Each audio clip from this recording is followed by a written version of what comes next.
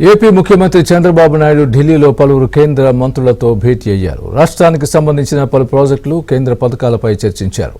విదేశీ పర్యటన ముగించుకుని వచ్చిన చంద్రబాబు నలుగురు కేంద్ర మంత్రులతో భేటీ అయి పలు అంశాలపై చర్చించారు. ముందుగా కేంద్ర జలశక్తి మంత్రి సిఆర్ పాటిల్తో సమావేశమయ్యారు. జల్ జీవన్ మిషన్ పథకానికి కేంద్ర నిధులు మంజూరుపై చర్చించారు.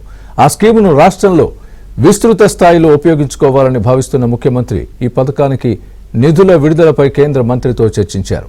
రాష్ట్రాన్ని కరువు రహితంగా మార్చేందుకు ప్రతిపాదించిన పోలవరం బనకచెర్ల లింక్ ప్రాజెక్టు పైన కేంద్ర జలశక్తి మంత్రికి వివరించి సాయం చేయాలని కోరారు. ఈ ప్రాజెక్టు పూర్తి చేస్తే కలిగే ప్రయోజనాలు ముఖ్యమంత్రి కేంద్ర మంత్రికి వివరించారు.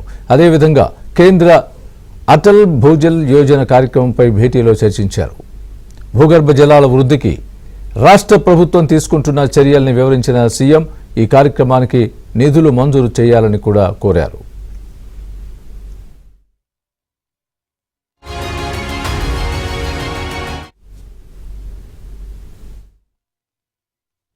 అనంతరం న్యాయశాఖ మంత్రి అర్జున్ రామ్ మేఘ్వాల్తో ముఖ్యమంత్రి సమావేశమయ్యారు.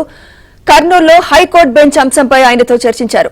బెంచ్ ఏర్పాటుకు అవసరమైన కార్యాచరణ అమలు చేసి సహకరించాలని విజ్ఞప్తి చేశారు. అనంతరం వాణిజ్య పరిశ్రమల శాఖ మంత్రి పీయూష్ గోయల్తో భేటీ అయిన ముఖ్యమంత్రి చంద్రబాబు అమెరికా సుంకాల కారణంగా రాష్ట్రంలో అక్వా రంగంలో నెలకొన్న సమస్యలపై చర్చించారు. భారతదేశ సీ ఫుడ్స్ పై విధించిన 26% సుంకాలు ఏపీలోని అక్వా రంగానికి తీవ్ర నష్టం చేస్తున్నాయని సీఎం వివరించారు.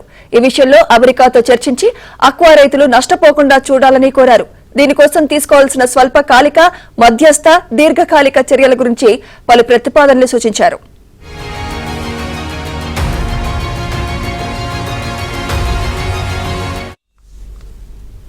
ఆ తర్వాత కేంద్ర హోంమంత్రి అమిత్ షాతో చంద్రబాబు భేటీ అయ్యారు. రాష్ట్ర ప్రభుత్వం చేపడుతున్న పలు కార్యక్రమాలను అమిత్ షాకు సీఎం చంద్రబాబు వివరించి మద్దతుగా నిలవాలని కోరారు.